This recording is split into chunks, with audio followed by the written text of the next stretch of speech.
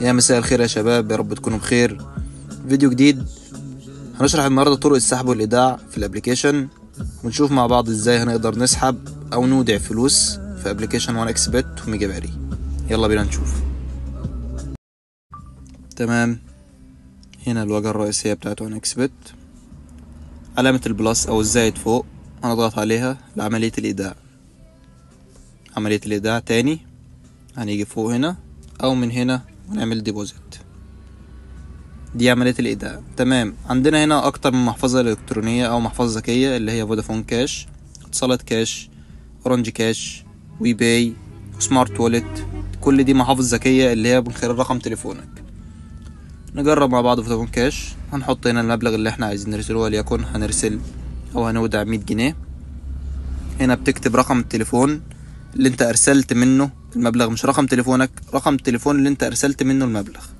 تمام، بنيجي هنا بناخد دي كوبي، ناخد الرقم اللي احنا رسلنا له كوبي، وبعد كده بنطلع نرسل في ابليكيشن فودافون او من خلال نجمة 9 نجمة 7 نجمة رقم التليفون ده نجمة المبلغ اللي انت هترسله شباك، وبتاخدها سكرين شوت وبتضيفها هنا كده.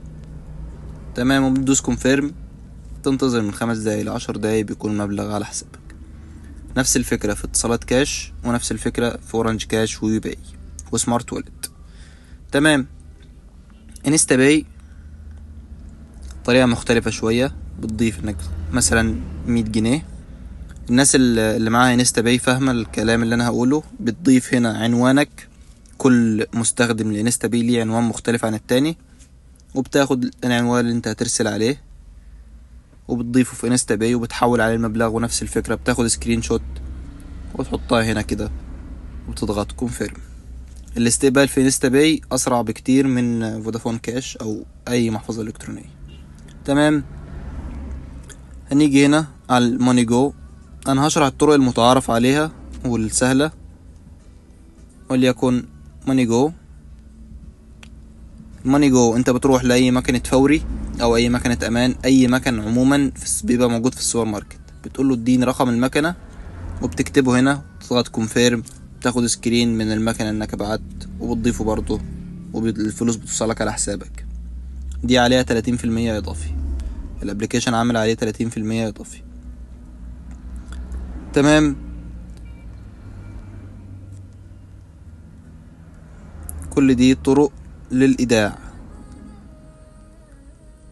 اختلاف نفس الفكرة كلها، بيبقى كلها نفس الفكرة، انك بترسل بيديك عنوان ترسل عليه او بيديك رقم ترسل عليه المبلغ وتاخد سكرين وتحطها في السكرين. نفس الفكرة كلها، فكرة واحدة. كل دي اي كوميرسي، كل دي عناوين في التليجرام، اشخاص عاديين جدا شغالين في البرنامج، بتضغط عليهم وبيحولك على قناة التليجرام بتاعتهم، وليكن دي كده، بتكلمه بتحول له انت الفلوس فودافون كاش وهو بيضيفها لك على الابليكيشن. تمام، كده طرق الايداع في الابليكيشن.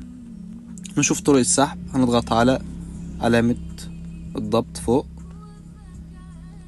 بتبقى فوق الايداع، ونعمل withdraw from account او سحب من الاكونت، سحب من الحساب. تمام، طرق السحب هنا بتبقى اقل شوية من طرق الايداع. وفودافون كاش نفس الفكرة بالظبط، الزيادة عليها انك بتكتب المبلغ اللي انت عايز تسحبه من ابليكيشن، ولما بتضيف رقمك هنا بتضغط كونفيرم، بيبعت لك رسالة تأكيد على نفس رقم التليفون اللي انت بعت عليه الفلوس. يعني وليكن هنكتب هنا اي رقم،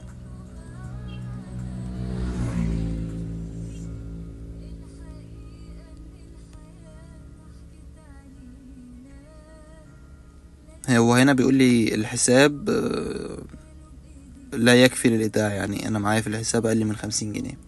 تمام، الفكرة انك لما بتضغط الرقم بيديك خانة، بيضيف لك خانة تحت فاضية تكتب فيها الرقم اللي جالك على SMS، وبتضغط كونفيرم. برضو بتستنى من 5 ل10 دقايق والفلوس بتكون عندك في الحساب. تمام، نفس الفكرة في سمارت وولت، نفس الفكرة في الفيزا. هي انستا باي هنا بتشتغل اوقات وتقفل اوقات في ابليكيشن وان اكس بت، فلو موجودة او شغالة في الوقت اللي انت بتسحب فيه نفس الفكرة، بتضيف عنوانك وبتضغط كونفيرم، بيجيلك رسالة SMS على الموبايل، بتضيفها، الفلوس بتسحب معاك من الحساب عادي جدا.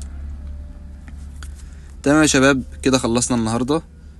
قبل ما اقفل افكرك وانت بتسجل تكتب البرومو كود بتاعنا LIAM13 او LIAM13 عشان يجيلك 100% لأول عملية ايداع، ده غير مكافآت يوم الجمعة والاثنين. اشوفكم الفيديو اللي جاي، سلام.